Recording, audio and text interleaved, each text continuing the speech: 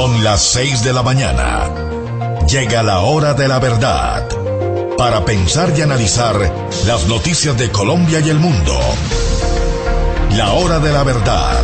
En la red de Radio Red RCN. Con Fernando Londoño Hoyos.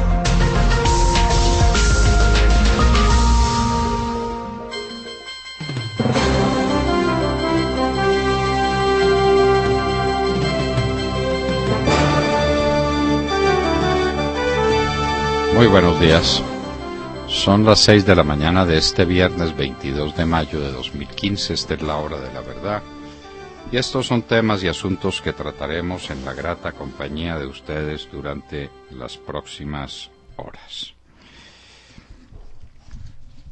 Merrill Lynch, el banco de inversión más importante y de estudios más importantes que hay en los Estados Unidos, desaparecido Lehman Brothers. Merrill Lynch, que es el brazo de inversión del Bank of America, el banco más grande de los Estados Unidos, tiene un sombrío vaticinio sobre Colombia. Solamente lo publica La Hora de la Verdad. Todos lo callan.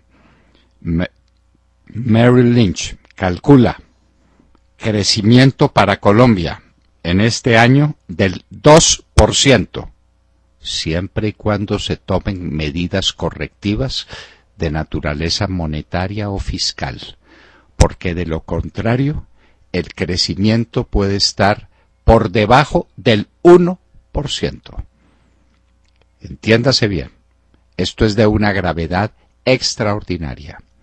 Y calcula que para el primer trimestre del año, la economía creció el 2.3%. Por eso calla el DANE. Por eso no nos cuentan cuál es el crecimiento de la economía colombiana. Esos son los resultados de la mermelada, del despilfarro, del desgobierno, del pésimo manejo de la economía colombiana. La inversión se vino a pique, las exportaciones desaparecieron, la producción industrial se vino al suelo. Y ese es el resultado. De manera pues que las cosas no están para reír.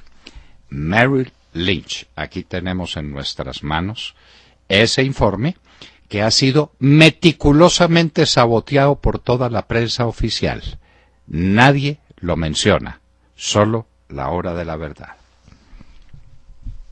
De la Calle dice que llegó una hora definitiva para el país, y es que las FARC no deben sembrar más minas antipersona. Pues sí, probablemente no, porque con las que tiene ya le basta. Como aquella mina en la que cayó una niñita de 7 años y 3 de sus compañeritos quedaron heridos. Pero la culpa fue de la niñita porque se fue por el camino equivocado. La culpa no es de las FARC que siembran las minas, sino de los niños traviesos que se meten por los caminos por donde no debieran transitar. Eso lo dijo la profesora de la niña. La profesora de la niña. La niña es culpable de haber muerto con una mina. Y entonces el señor de la Calle se sube la bota del pantalón en La Habana, cuando lo que debiera hacer es amarrarse los pantalones, que es lo que no han hecho. Es la hora de amarrarse los pantalones. Ayer, a manera de despedida del ministro Juan Carlos Pinzón, sí hubo un bombardeo contra las FARC. El primer bombardeo, dijimos muchas veces que los bombardeos habían sido suspendidos de hecho. No había un solo bombardeo. Se va Juan Carlos Pinzón y deja de recuerdo un bombardeo que le costó la vida a 18 guerrilleros de las FARC. En Guapi, ¿a qué está dedicado ese frente de las FARC? Al narcotráfico. Porque la zona del Pacífico y el departamento del Cauca en particular está convertido en zona del narcotráfico. Por eso fue el asesinato de los 11 soldados. Carlos Fernando Galán renuncia a la presidencia de Cambio Radical. No puedo ser presidente de un partido en el que no se escuchan mis instrucciones, dijo. El tema: los candidatos de Cambio Radical a las gobernaciones de Guajira y de Antioquia. Carlos Fernando Galán se retira de Cambio Radical. Deja la presidencia, cuando menos. ¿Quién la asume? Todos sabemos que el que manda en Cambio Radical, sin que esté presente en eso, y hace política por debajo de cuerda, es el vicepresidente Germán Vargas Lleras. El partido de Cambio Radical es un partido de su propiedad. ¿A quién va a poner de mampara, de mascarón de proa, para que haga las veces de presidente de Cambio Radical? Averígüelo, Vargas. Las importaciones cayeron 5.5% en marzo. Es la contracción, señores, y está en línea con lo que está sosteniendo Merrill Lynch. Merrill Lynch proponía inclusive caídas más dramáticas en las importaciones, pero es que están creciendo las importaciones del sector agropecuario, es decir, estamos trayendo comida porque no la estamos produciendo en cantidad suficiente, o le estamos trayendo competencia al sector agropecuario y lo vamos a acabar de arruinar. En fiducia hay 331 billones de pesos. 331 billones de pesos. Un poco de historia. Cuando la Federación Latinoamericana de Bancos existía, trajimos la imagen, la figura y la práctica de la fiducia a Colombia, muy apoyados por los banqueros mexicanos, inolvidables aliados en este propósito. La fiducia, un instrumento financiero y de manejo de capitales hoy irreemplazable, lo trajimos a Colombia hace unos cuantos años. La Corte Constitucional rechaza la tutela de Sabas Pretel. Él alegaba que no podía ser investigado por fiscales delegados, sino por el fiscal general de la Nación. La Corte Constitucional lo mandó a freír espárragos, y esa sentencia infame contra los presos políticos que tiene el régimen, Sabas Pretel, Diego Palacio, Bernardo Moreno, María del Pilar Hurtado, todas son sentencias que quedan en firme. Alberto Velázquez también, el antiguo secretario general de la Presidencia de la República. El conmovedor entierro de las víctimas de Salgar. Y uno se pregunta, ¿dónde estaba el presidente Santos? El presidente Santos no se perdía la movida de un catre.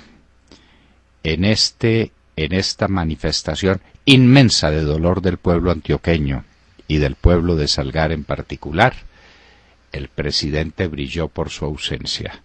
Sencillamente no se atreve a otra rechifla.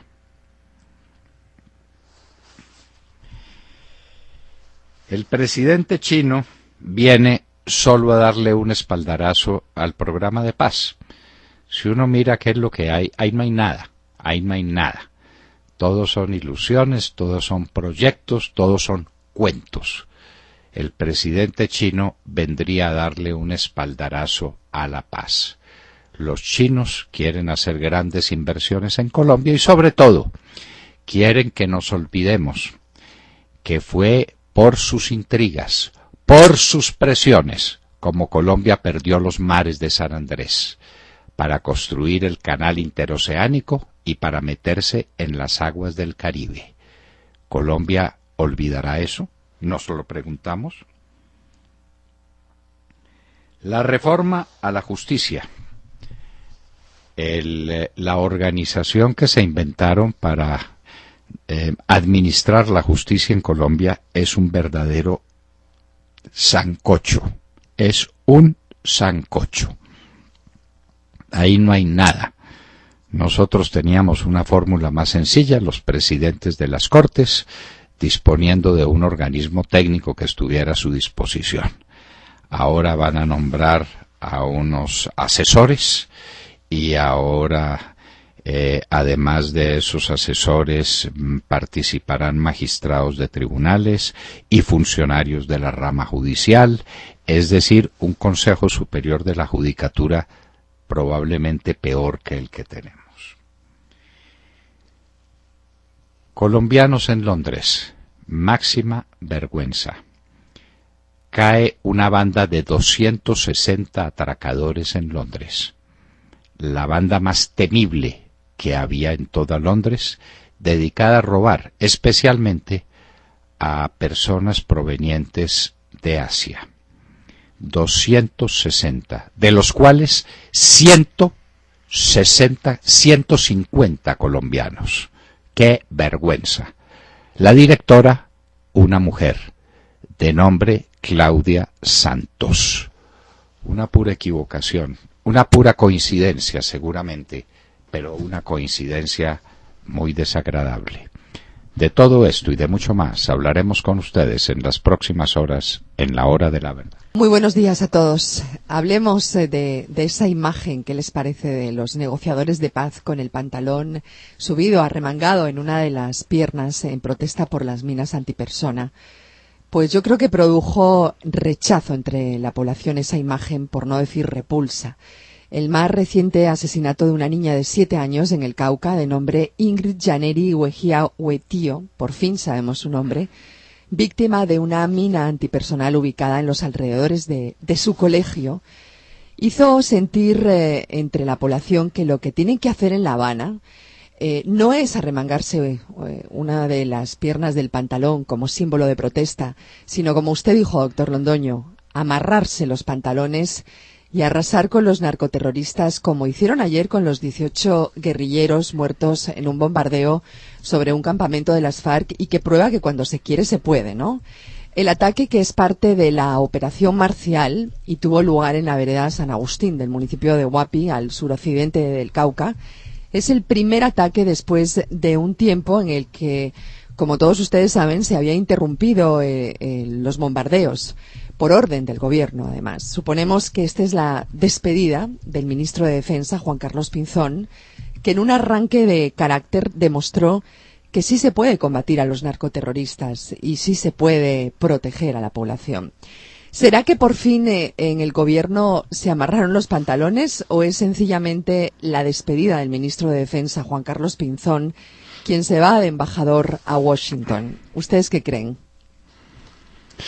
Sí, habría que preguntárselo, ¿no? Es curioso, después de lo que llamó Santos el incidente de Buenos Aires, donde fueron asesinados 11 de nuestros hombres, impunemente, sin reacción ninguna del ejército, sin que hubieran tenido cobertura aérea ni ningún tipo de auxilio por tierra, los dejaron matar impunemente. Después de eso, dijeron que volverían los bombardeos, y nada, que llegaban los bombardeos, y nada. Pues no fue sino que anunciara Juan Carlos Pinzón su despedida y que estuvieran en la despedida cuando llegó un bombardeo. Entonces uno se pregunta, ¿qué fue? ¿Ya Pinzón no estaba dando órdenes o sí estaba dando órdenes? Porque él se despidió formalmente. Villegas no se ha posesionado, hasta donde sabemos. Entonces, ¿quién ordenó el bombardeo? Sería que lo ordenaron los mandos militares, sin que lo supiera el Ministerio de Defensa. Muchas preguntas para hacernos. En todo caso, sí está claro, cuando se quiere, se puede. Sí, William Calderón. Buenos días Colombia, gracias por invitarnos a sus hogares y a sus vehículos. Hoy es viernes 22 de mayo del año 15, son las 6:20 de la mañana. El expresidente del Consejo de Estado, Gustavo Gómez Aranguren, esposo de la magistrada Calle de la Corte Constitucional, tomó la vocería de la rama en medio de la protesta convocada por jueces y magistrados contra la reforma al equilibrio de poderes, advirtiendo que lo que se está haciendo sería un golpe de Estado del gobierno a la rama. Para Gómez Aranguren hay una serie de inconsistencias que deben evidenciarse por los congresistas para que sean analizados al momento de continuar con esa ley estatutaria para reformar la justicia. Abro comillas. La destrucción de un poder público mediante la desaparición de los principios que le dan sentido es, sin atenuantes, un golpe de Estado. La caricatura de la rama judicial resultante con la reforma será un ente incapaz de limitar el ejercicio de la autoridad pública y los factores reales de poder, señaló Gómez Aranguren. En el evento que se prolongó por cerca de una hora, se contó con la participación de jueces y magistrados de diferentes tribunales del país.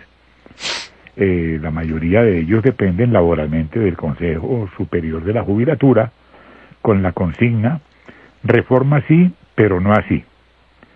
El discurso de la esposa de la doctora Calle, magistrada de la Corte Constitucional, fue firmado por todos los jueces y magistrados de Colombia y será llevado al Congreso de la República y a instancias internacionales para darle trascendencia a la posición de la rama judicial. Doctor Londoño, ¿qué pasó con la reforma presentada por usted en el primer gobierno del presidente Uribe? ¿Todo cambia para que todo siga peor? Con pleno acuerdo de la Corte Suprema de Justicia y del Consejo de Estado, salvo del presidente del Consejo, un tal doctor Duque, que anda por ahí, en lo que le gusta, haciendo dinero. Pero las Cortes estaban de acuerdo porque el tema se discutió con ellas, porque el proyecto final fue redactado por la Corte Suprema de Justicia en unos retiros espirituales que hicieron en Boyacá, de manera que fue un proyecto del Poder Ejecutivo y sobre todo de la rama judicial. A ver, claro, modifiquemos la rama judicial en lo que sea necesario, y hubo acuerdo pleno. Y cuando eso no hubo lobbies ni nada, ni... No, nada. No, discusiones a fondo, discusiones importantísimas con las plenarias, con las distintas secciones de las Cortes, con magistrados. No se reunía en Villa de Leyva con nadie ni nada, sino que ellos eran independientes. No. ¿Cómo era la cosa? Absolutamente independientes. Y ellos se fueron para Villa de Leyva, para Paipa. Para Paipa. ¿Sí? Se fueron para Paipa, sí. Pero solos. Pero claro. A trabajar. Era que tenía pues como una dudita ahí. Y redactaron un proyecto. Sí, señor. Y nos lo trajeron y nos pareció perfecto, y el proyecto se presentó, y luego, después, hay que preguntarle qué fue lo que ocurrió después. No. Pero mejor no preguntemos. Pero esto es de una enorme gravedad. Gómez Aranguren, no se le olvide, es el papá de una niña que está trabajando en el ministerio de Defensa, ¿qué? ¿De Justicia? ¿O del Interior? Tal vez del Interior. Sí, pues es que como está tan revuelto todo eso que eso... No, dijimos y mostramos cuál era el decreto con el que había sido nombrada y tal, pero pues una manifestación de toda la rama judicial, diciendo que lo que está haciendo el Congreso es indebido y que están desapareciendo los pilares de la rama judicial. Uno no entiende por qué, porque pues el discurso de Gómez Aranguren tampoco es un modelo de precisión ni de rigor ideológico, ¿no? Es muy débil. No lo escribió Marco Fidel Suárez, pues. No, realmente no. Realmente no es una obra cumbre de la literatura política en Colombia. Pero lo que sí refleja, al parecer, es una inconformidad de la rama judicial. ¿Pero qué pasó? ¿Cómo es que se va a reformar la rama judicial y no se tiene en cuenta a la rama judicial? ¿Esto qué es? ¿Esto qué es? A ver, discutir cuál es el problema que ustedes tienen. Eso que armaron para reemplazar el Consejo Superior de la Judicatura, eso es un sancocho. Son los 3 presidentes de las ramas, más un magistrado del tribunal, más un funcionario del Poder Judicial, alguien pues de Azonal Judicial y gallina. Y 3 asesores que serán nombrados por los directores de la rama. Entonces, imagínese usted pues lo que van a hacer aquellas aquellas intrigas y aquellas cosas por la elección de los 3. Porque esos 3, más el de Azonal Judicial, más los tribunales, le hacen mayoría a los a las cabezas de las ramas. ¿Entiende usted? Sí, y una que otra intriguita de... Las cabezas de las ramas son 3. Sí, señor. Los asesores son 3. ¿Dónde está el fiel de la balanza? En los magistrados de los tribunales y en el representante de Azonal Judicial. Ellos son los que inclinan la balanza en un sentido o en otro. Les quitaron el poder a las cabezas de la rama judicial, aunque tienen el poder ellos de nombrar a esos representantes una vez nombrado. Tipo nombrado es tipo ido, ¿no? Obvio. Que obra como le da la gana. Entonces les quitaron el manejo de la rama judicial. Sí. Yo creo que es por esa herida por donde están respirando. Ángel Henao. Doctor Londoño, el mundo está siendo testigo de la tragedia humana que viven miles de inmigrantes. Por un lado, Malasia anunció ayer la movilización de la Marina y de los guardacostas para socorrer a los inmigrantes varados en el mar desde hace semanas, mientras los países de la región y Estados Unidos se reunieron en Birmania para abordar esta grave crisis. Y es que casi 3.000 inmigrantes han llegado a Tailandia, Indonesia o Malasia en los últimos días, pero hasta ahora las autoridades habían alejado de sus costas a varias embarcaciones, provocando duras críticas de las Naciones Unidas y de organizaciones no gubernamentales. Estos inmigrantes provienen de una pequeña minoría musulmana y se ven obligados a salir de sus tierras por ser tratados como parias en Bangladesh y Myanmar. Por otro lado, más de 900 migrantes procedentes de 3 atestados barcos que iban a Europa desde el norte de África fueron rescatados en un solo día. Así lo anunció ayer un funcionario de la Guardia Costera italiana, quien agregó que también se recuperó un cadáver. Bueno, refugiados que escapan de la guerra y la persecución política e inmigrantes económicos desesperados por tener una vida mejor están inundando Europa este año, alcanzando cerca de 35.500 hasta la primera semana de mayo, según estimaciones de la Agencia de Refugiados de la ONU. Y bueno, doctor Londoño, esta es una tragedia de la cual la comunidad internacional tendrá que hacerse cargo. Y un problema endemoniado para Europa. Esas oleadas de inmigrantes recuerdan el libro de Guy Sorman que se llama Esperando a los bárbaros, que tiene exactamente ese tema. Gente desesperada de África no tiene nada que perder. Le da lo mismo morirse en el camino que salir al otro lado, que quedarse donde está. Si sale al otro lado llega al sueño europeo. Allá por lo menos un plato de comida consiguen condiciones, así sean condiciones relativamente precarias de vida.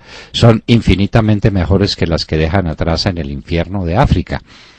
Una región golpeada por todos esos extremistas socialistas que se tomaron a África en su momento. Recuerde que la Unión Soviética fue ama y señora de África.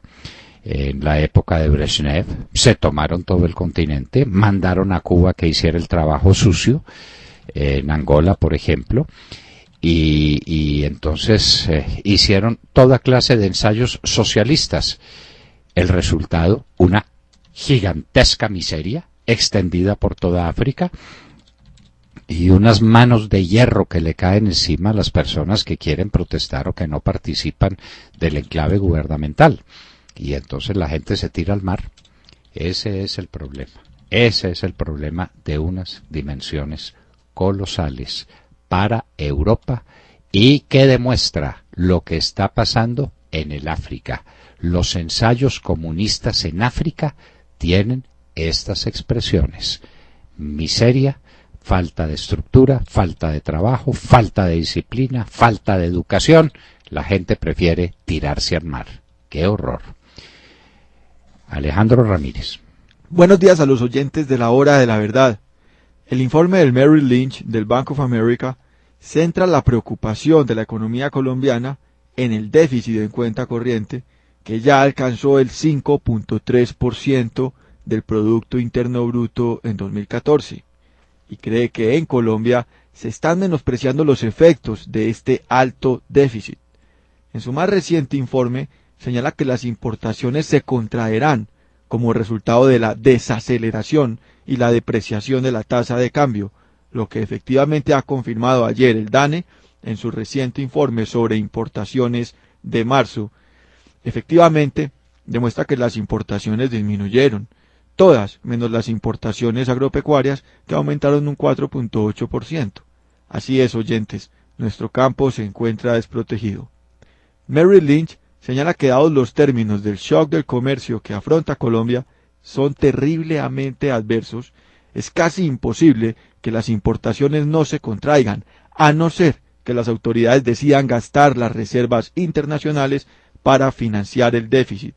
La contracción de las importaciones refleja simplemente el hecho que el resto del mundo no está en disposición de financiar un bache externo que cada vez se vuelve más grande. Unos términos adversos en el comercio exterior, como los que afronta Colombia, tenemos que recordarle a los oyentes que el déficit de la balanza de comercio exterior ha bajado el 31.2% en 2 años, hace escasear los dólares, haciendo que la moneda se deprecie y las importaciones se vuelvan más caras. La resultante disminución en la demanda de importaciones actúa como un estabilizador automático del déficit en cuenta corriente. Doctor Londoño, el informe de Merrill Lynch señala que este efecto es tan fuerte que la correlación en las tasas de crecimiento entre exportaciones e importaciones demuestra que una disminución del 10% en exportaciones lleva a una disminución del 4.2% en las importaciones. Las importaciones ya empezaron a disminuir, el mes pasado cayeron el 8.3%, este mes el 4.3%, y Merrill Lynch señala que esta disminución se sigue acentuando en todo el año y se contraerá hasta llegar al 16.8%. Bueno, con un crecimiento del 2% anual, ¿no? Así es. No sé si usted destacó ese hecho que es el fundamental. Como resultado de todo ese déficit en cuenta corriente, de la carencia de capacidad competitiva del país, de que tenemos un déficit que hay que llenarlo de alguna manera y se pregunta Merrill Lynch, ¿con qué? ¿Con préstamos? ¿Alguien está dispuesto a financiar un déficit en cuenta corriente de esta naturaleza? ¿O se utilizarán las reservas internacionales? Que puede ser lo que esté ocurriendo en parte o lo que el Banco de la República tenga planeado. Utilizar las reservas internacionales para financiar el déficit, que es lo que está haciendo Venezuela, en una medida para ellos más dramática que la nuestra. Resultado final, crecimiento del 2% para este año. ¿Cuál fue el crecimiento en el primer trimestre? No lo dice el DANE. El DANE se calla la boca.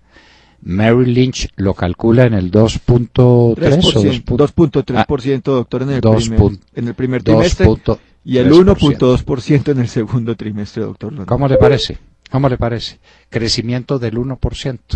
Esto es sencillamente una situación desesperada, una situación crítica. La falta de competitividad del país, el robo que se hizo de toda una bonanza que se perdió por entre las manos del régimen corrupto. No quedó nada, no quedó nada. Colombia es un país no competitivo. Lo de Merrill Lynch es lo más grave que ha pasado para Colombia en muchísimo tiempo.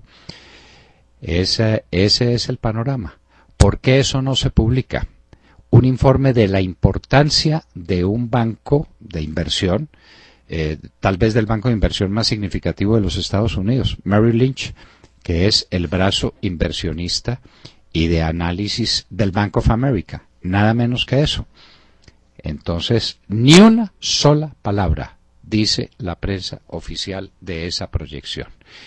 La caída de las importaciones en este mes no fue del 4, como usted dijo, sino del 5.5.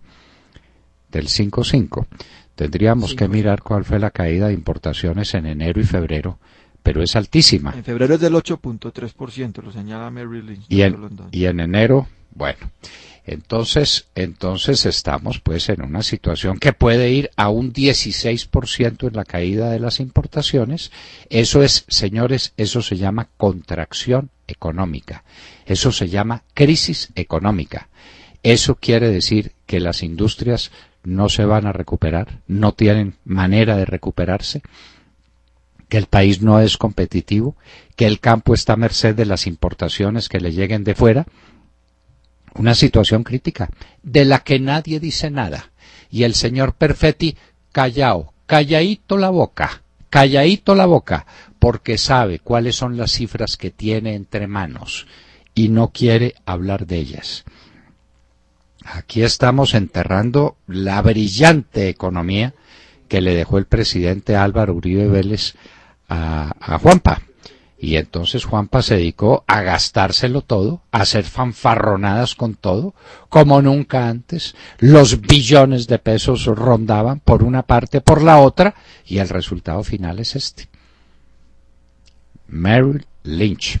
Lo vamos a poner en nuestra página, les advertimos que está en inglés, y no será nosotros quienes hagamos la traducción, porque esas traducciones de documentos técnicos son muy delicadas. No sabemos si Merrill Lynch tenga una traducción en español. Tenemos el texto en inglés y es muy corto. Pero mire este dato, doctor Londoño. El Merrill Lynch espera que crezca de manera profunda ese déficit en cuenta corriente alrededor de este año. Claro, porque las exportaciones sí que es cierto que se cayeron.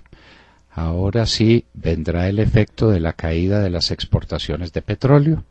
Ya sabemos que están cayendo las exportaciones de carbón como resultado de las exportaciones de petróleo y un 10% menos de producción que habrá por cuenta de una sentencia de la Corte Constitucional.